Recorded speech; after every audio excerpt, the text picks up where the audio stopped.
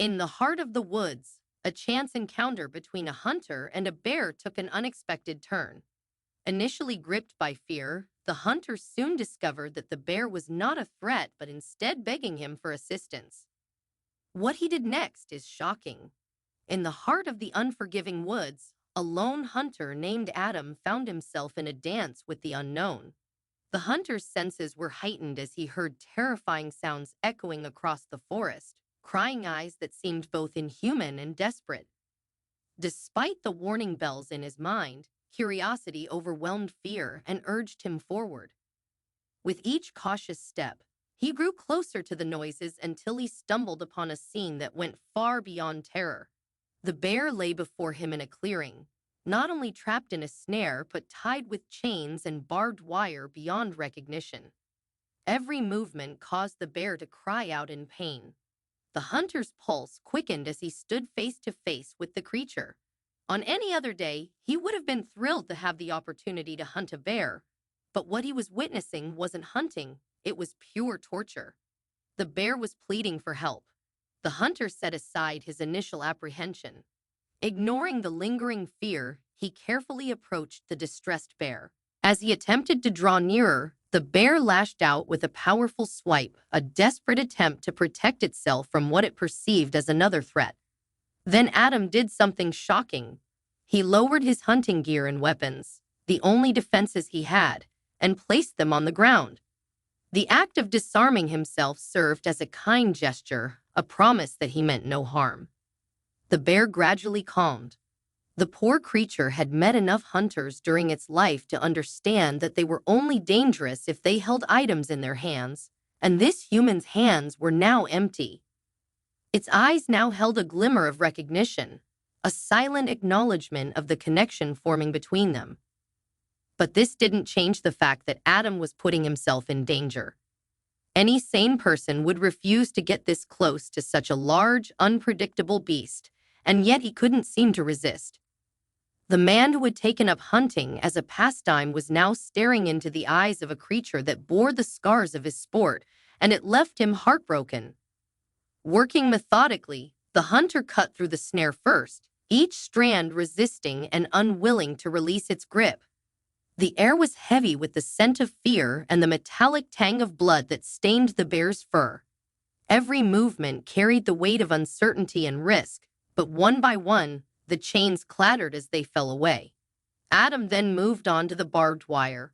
The last piece of barbed wire was removed, and the bear, now freed from its painful restraints, slumped to the ground. As Adam stepped back, sadness washed over him as he bore witness to the full extent of the bear's wounds.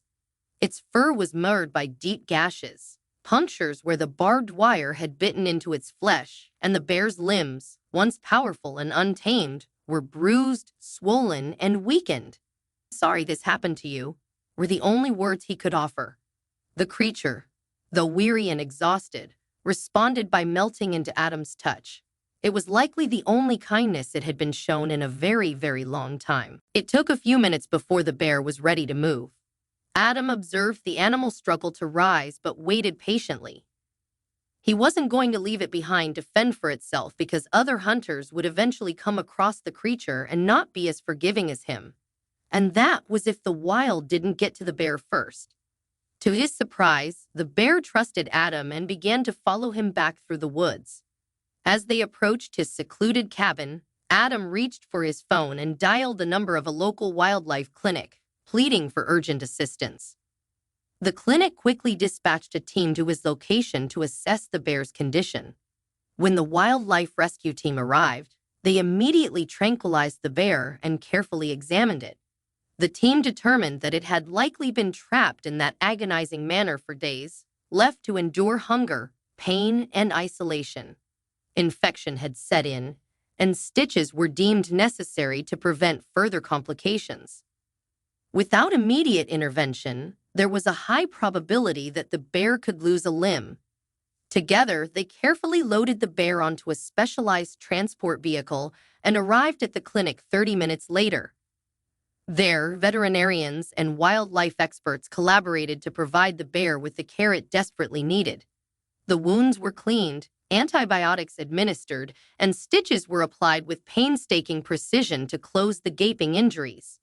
To Adam's dismay, after completing their work, the wildlife experts revealed an unsettling truth.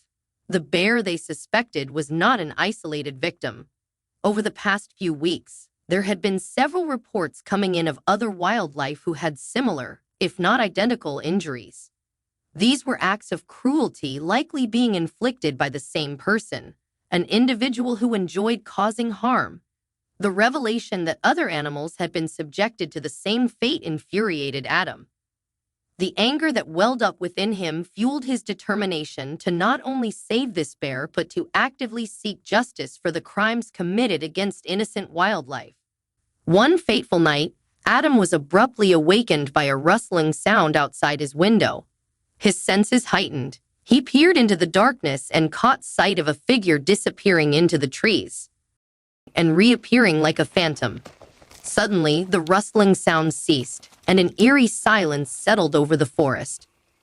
The figure had vanished, leaving Adam standing alone in the midst of towering trees. It was then that a faint glow caught Adam's attention. In the clearing ahead, he discovered a makeshift campsite illuminated by the soft light of a lantern. The remnants of a recently extinguished fire still smoldered, and the lingering scent of burnt wood hung in the air. As Adam approached, he noticed discarded tools. A set of wire cutters, a coil of barbed wire, a toolkit that mirrored what was used to cause the animal's injuries. His heart raced as he examined the campsite, realizing that he was on the verge of unmasking the person responsible. Adam reached for his phone, capturing images of the campsite as evidence. He documented every detail, ensuring that the authorities would have undeniable proof needed to bring the individual to justice. As he prepared to leave the campsite, a sudden sound caused him to freeze. A twig snapped, and he extinguished his flashlight, cloaking himself in the cover of darkness. He held his breath as footsteps began to approach. A man emerged from the shadows, moving stealthily towards the campsite. Clad in dark clothing, the intruder was oblivious to Adam's presence. Adam waited until the figure had sat down at the campfire before he lunged forward. He caught the intruder off guard and tackled him to the ground, trying his best to restrain him. A brief struggle ensued, the dark-clothed figure attempting to break free, but Adam held firm. He wasn't allowing any more animals to be hurt. In the end, the perpetrator found himself overpowered, subdued by the unexpected force. Adam called the police and informed them of what had happened, asking them to meet him at his cabin. He then forced the man to his feet and began the walk back home. The police awaited the arrival of the captured perpetrator as Adam emerged from the shadows with the criminal in tow. The officers took charge, ensuring the swift and secure transfer of the man into custody. Thankfully, the collaborative efforts of Adam, the police, and the humane officers proved effective. As seasons changed and the wounds inflicted upon the forest began to heal, Adam continued to visit the woods not as a hunter but as a guardian. The story of the bear, Adam, and the community served as a reminder that even in the face of darkness, there would always be a new dawn. What a suspenseful tale! If you were in Adam's position, faced with a choice between following a path of compassion or turning a blind eye, what decision would you make and why? Share your thoughts in the comments below. And if you found this story inspiring, drop a like and subscribe. See you next time.